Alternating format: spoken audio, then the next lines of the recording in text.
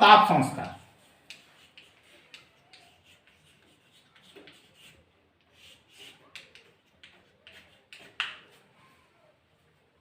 तो परिणाम की चिंता से हम लोग निश्चिंत हुए, क्योंकि हम लोग अच्छे कर्मों के साथ जुड़े हैं या जुड़े रहने का कोशिश करेंगे या हमेशा जुड़े रहेंगे, तो निश्चित है कि हमें परिणाम को चिंता में नहीं रहना है, या परिणाम की चिंता से हम दूर हो सकते हैं। अब है कि ताप संस्कार, अतीत का दुख, यानी दुख बीते हुए वर्षों हो चुका है, मेरा वर्षों हो चुका है दुख बीते हुए, अतीत का दुख, अतीत काल का दुख।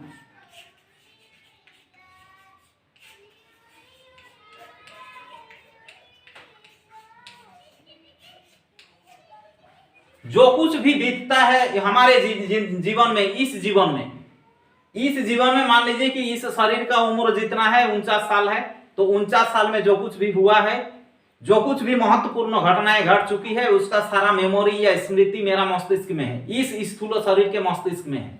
तो उसी तरह से क्या है कि मेरा और जो एक शरीर हम लोग जानते हैं स्वप्न शरीर या सूक्ष्म शरीर, उस शरीर में मेरा अनंत जीवन की अनंत घटनाएं संग्रहित है। अनंत जीवन की मेरा घटनाएं उस शरीर में की मस्तिष्क में संग्रहित है। कौन शरीर की? वो सूक्ष्म शरीर की। तो वहां भी कुछ ऐसी घटनाएं हैं और यहां भी कुछ ऐसी घटनाएं हैं जो हमें दुख पहुंचाने वाली। तो उस स्मृति को, उसको याद करके व्यक्ति दुखी होना है, यानी अतीत काल में जो बीत चुका है जो दुख, उसको याद करके दुखी होना, ये हो गया ताप संस्कार। और ताप संस्कार मान लीजिए जो बीत गया, बीत गई, कौन सा? दुख। तो जो बीत गई है वर्तमान समय में, उसको याद करके दुखी होना बुद्धिमानी नहीं है।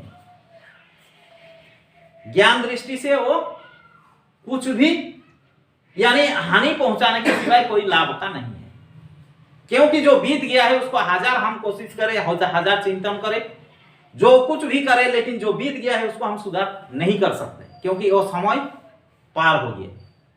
तो इसीलिए एक संस्कृत में श्लोक है कि गतस्य शोचनां नास्ति, गतस्य शोचनां नास्ति,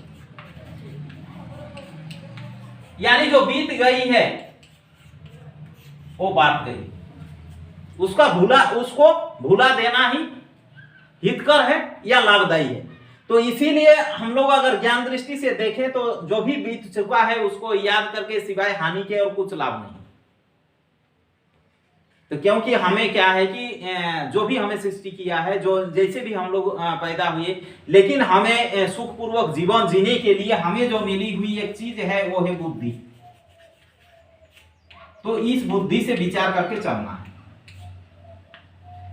और जैसे परिणाम की चिंता, यानी हम लोग देखते हैं कि कौन सा कर्मों से क्या फल मिलता है, तो अतीत की कर्मों को याद करके क्या होता है कि हमें दुख मिलता है, तो वैसे कर्मों से हमें दूर रहना है या उस चिंतन से हमें दूर रहना है।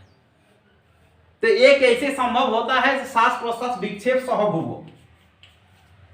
अब एक योग विज्ञान का योग शास्त्र में और एक श्लोक है कि दुख दोर्मनस्य अंगों में जो है तो श्वास प्रश्वास विक्षेप सहभुवो। तो ये जो दुख जो आता है ना, ये श्वास प्रश्वास के विक्षेप से होता है।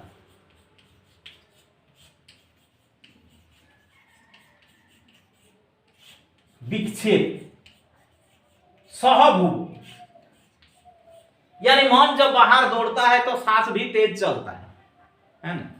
और सांस अगर मतलब नियंत्रित रहे, सूक्ष्म रहे, अपना इच्छा के अनुसार चलाने में सक्षम हो, तो वो भूवो कारण नहीं होगा। दुख और दोर्मनस्य और अंगों में जो है तो उसका भी हम लोग बात करेंगे। फिर आ जाता है आपका तो ताप संस्कार हो गया, अतीत की दुख को याद करके दुखी होना और भविष्य की दुखों को याद करके दुखी होना है परिणाम दुख। अब हुआ आ जाता है कि गुण वृत्ति का विरोध।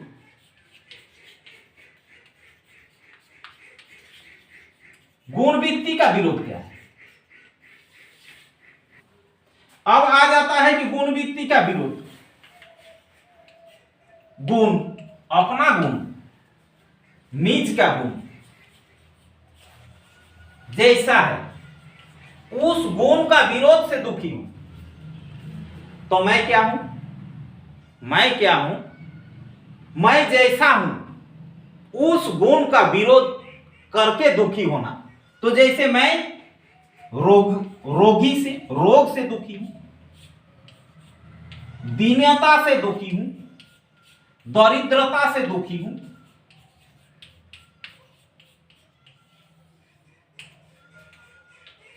तो दुख, अब हमको जानना है कि दुख कौन कौन सा दुख है। अधिभौतिक,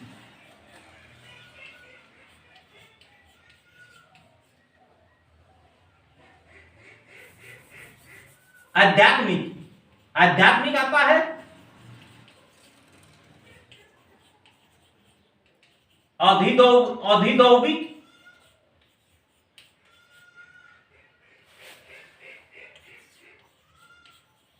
और अधिभौतिक। अधिभौतिक, ये तीन तरह का दुख माना गया। तो ये जो दुख जो आता है, तत्प्रतिषेधार्थम एक तत्व अभ्यास, एक तत्व का अभ्यास से इसका निरोध होता है। एक तत्व का, आगे इसमें बताया गया है कि तत्प्रतिषेधार्थम एक तत्वाभ्यास, एक तत्व का अभ्यास से ये सारे दुखों का निजात, या सारे दुखों से हम निजात पा सकते हैं। तो एक तत्व कौन सा है? तत्व हम लोग उसी को कह सकते हैं, तत्व उसी को कहा जा सकता है। जैसे तात्विकवाद यानी सत्यवाद, जो सत्य हो यानी सत्य को तत्व कहा जाता है, जिसका त्रिकाल में अवस्थान। तो ये जो तत्व की बात, तो अधिभौतिक, आध्यात्मिक और अधिदैविक, तो ये गुणवृत्ति का विरोध के कारण एक तत्व का अभ्यास। तो एक तत्व कौन सा है?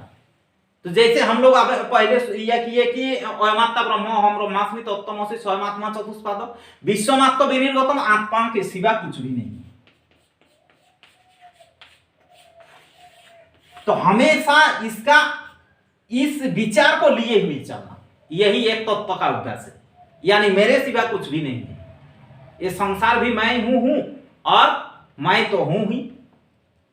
तो यही है एक तत्व का अभ्यास। उसमें वेदों में भी कहा गया है कि द्वितीयाद्वै भयम भवति, द्वैत मानने में खतरा है, यानी मैं और मेरे अलावा और कुछ, इस तरह से विचार दुखों का जनक है या कारक है। तो हमेशा एक तत्व का अभ्यास में जुटा हुआ रहना कि मैं ही हूं, सारा संसार मैं। तो वही है। तो इस गुणवृत्ति का मैं क्या हूं? मैं हूं अजो, यानी सृष्टि के पहले से मैं विराजमान हूं, मेरा जन्म नहीं है, मैं अनादि हूं, मैं अनंत हूं, मैं नित्य हूं, मैं शाश्वत हूं, मैं घिस नहीं सकता, कम नहीं हो सकता। तो ये शाश्वत हूं और पुराण भी, अजो नित्य शाश्वत और पुराण।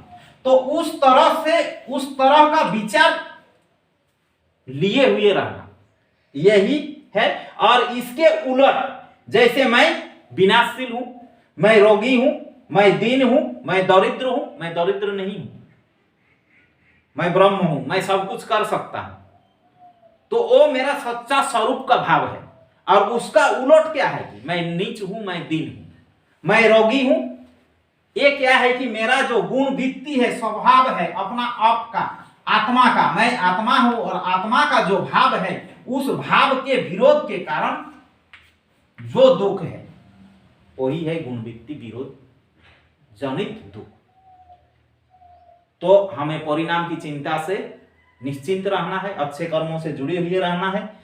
जो बात गई सो बीत गई, जो अतीत में बात दुखजनक घटनाएं बीत गई है उसको याद करके दुखी होना बुद्धिमानी का काम नहीं है। और हमेशा एक तत्व का, या मैं अजनित, तो यानी इसी को कहा जाता है ब्रह्मचर्य।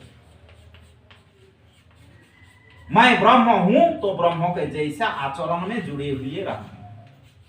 तो विवेकशील प्राणी होने के कारण जो ये परिणाम ताप संस्कार गुणवृत्ति का विरोध जनित जो जो दुख है उसको हम लोग इस ज्ञान चिंतन से दूर कर सकते हैं और एक तत्व का अभ्यास से हम लोग उसको दूर कर सकते हैं।